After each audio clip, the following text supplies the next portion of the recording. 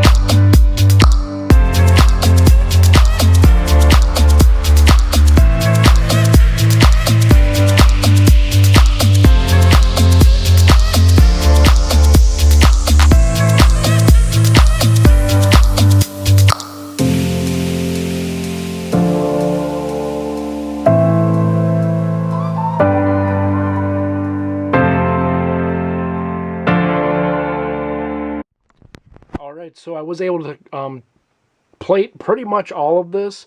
I do have like the row here and a little bit left over here. That's that weird 4 space gap. Over here, what I ended up doing, just because I had to figure some stuff out for a blown out, you know, area. Again, I'm calling them foxholes. They're not really foxholes. They're more just, you know, I actually got to look up the term directly if it's consciously made hole or if it's just general. But I guess we'll just call it a crater for right now. We'll clear everything up. I'm going to call them craters. I'm going to remember to call them craters. So they're not necessarily going to be connected. They're kind of just going to be spread throughout. But so to kind of understand this crater more, I ended up filling it into about here. I do have a couple of them. The 2x4 plates right there. Here you can see it's open, and I'm going to leave it open, just to have some area kind of open. I don't know, just to add some difference to each side of the cliff. You know, we got one side, then we got the other side. So just to add some difference in there. But I was able to do all that, and I did get a little work done in the pool. I just kind of get an ideas flowing, you know, stuff like that. Not everything's solid or set in stone, but kind of the idea of it. What I actually didn't realize when I was going through and building it, I kept trying to put bricks in here, and I completely forgot it's where the base plates separate. It didn't even hit me when I was building that the base plates separate right in the middle of the pool, which is a good thing because that means the pool is centered in the mock, which is the idea that I want. But, so I do have to kind of work with this a little bit, get in there. It's just going to be using, you know, the 1x2s or 1x-whatevers, which isn't an issue. I don't really have anymore. I do have to place an order now pretty much. So, but that's pretty much what I was able to do with that time lapse. Got everything plated, all that done. Another thing I was kind of able to do earlier was I got the last of the few pillars in. Can't remember if I talked about this earlier in the video, mainly because I've been recording over several days, and occasionally I'll go back and look at the videos. But I did get the last of the pillars I had made in here. I ended up using some of the parts I didn't use for the pillar to do another portion, which we'll see over there. But we just had this left to put these pillars in, so the wall will be braced, which again is a whole nother order I plan on doing soon. So without further ado, let's get on to the next part of the segment right now.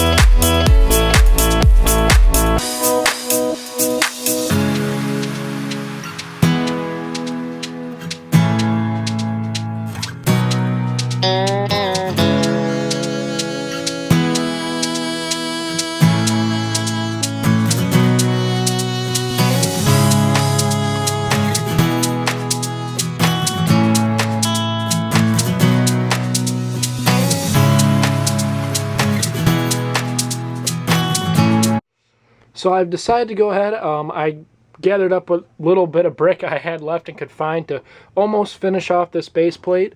I have the outside wall to do in the dark gray, which that's the only wall that needs to be a specific color. So it's kind of upsetting.